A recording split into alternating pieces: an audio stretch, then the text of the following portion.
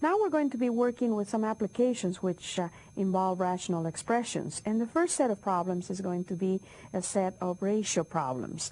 We've already talked about ratios, and remember that a ratio is just a comparison. So think of the ratio as being a comparison.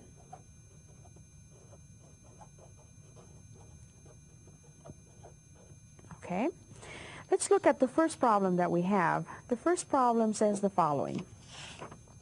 In a certain gasoline station, 3 gallons of unleaded gasoline cost $4.86. How much would 13 gallons of the same gasoline? I think it's a good idea when you're working with a ratio to say what it is that you're comparing. So in this case, we're going to be comparing the gallons of gasoline to the cost. That's what the ratio will be. Okay? So we see from the information from the problem that we have 3 gallons of gasoline costs $4.86. The question is, how much would 13 gallons of gasoline cost if the cost is going to be the same? So for our problem, let's let X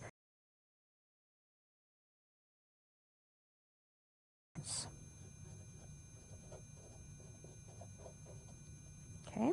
So what we can say then is 3 gallons of gasoline is to $4.86 as, and when you have the word as in ratios and proportion, that means the equal sign, as 13 gallons is to X. But look what comes out. We have a proportion. So this says that 3 times X is going to be equal to 13 times 486. Okay?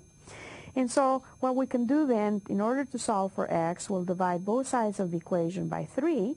And so we have 13 times 486 divided by 3. The 3's cancel off on the left-hand side, and we have this quantity on the right-hand side. Do these multiplications and divisions, we end up with the cost being, X being $21.06.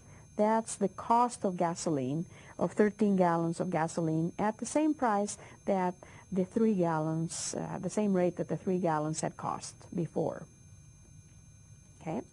It's very important that when you do problems,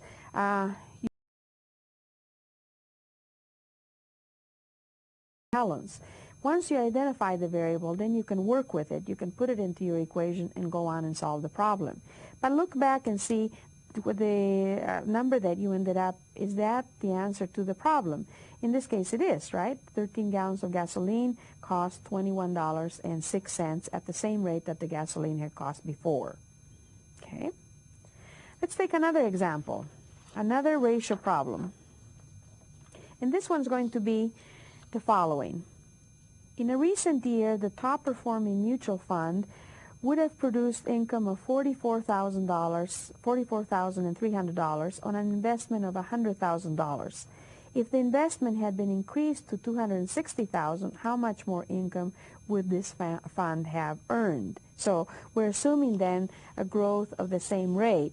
And so once again, in order to do a problem, what each of the parts of the ratio to what each part corresponds to. So the way I'm going to work this problem is I'm going to say the income from the investment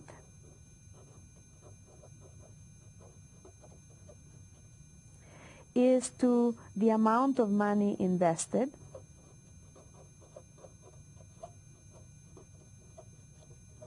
okay? So income of $44,300. So we can say the $44,300 is to the $100,000. And be really careful what the numerator means and what the denominator means. To $260,000, that's the amount invested. That should be down in the denominator. If this had been increased to this sum, how much more income would this fund have earned? Let's let that be X. So let X be the income earned from investing $260,000. Okay, so that is identifying the variable. So we can now say that 44,300 is to 100,000 as, which means the equal sign, x is to 260,000. And we have a proportion. So now we can cross multiply. We can say 44,300 times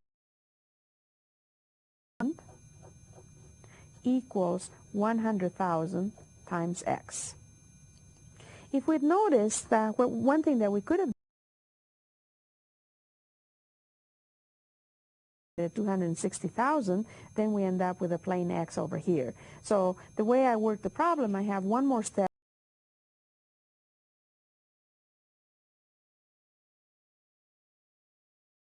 so that you don't get confused with the solution. So now I'm going to divide both sides by 100,000. So on the right-hand side, we have the 100,000x divided by 100,000. And so the 100,000 cancels off on the right-hand side. And on the left, we've got all of these numbers that have a bunch of zeros on the end. And remember that a bunch of zeros on the end of a number is that a power of 10 is. The thing we can do is we can say, let 1,000 go into this problem, and so we'll go ahead and eliminate 3 zeros from both the numerator and denominator. We still have 100 here, so we can eliminate numerator and denominator, because that's the one more zero can be eliminated. And so we have x is equal to 4,400. The answer to the problem, which is 115,180. And what did X stand for? X stood for the income earned from investing 260,000. So if we invested 100,000, we ended up with an income of 44,300. If we invested 200, $180. So these are ratio problems. And remember that with ratios, we are going to end up with possibly proportions which solve the problem.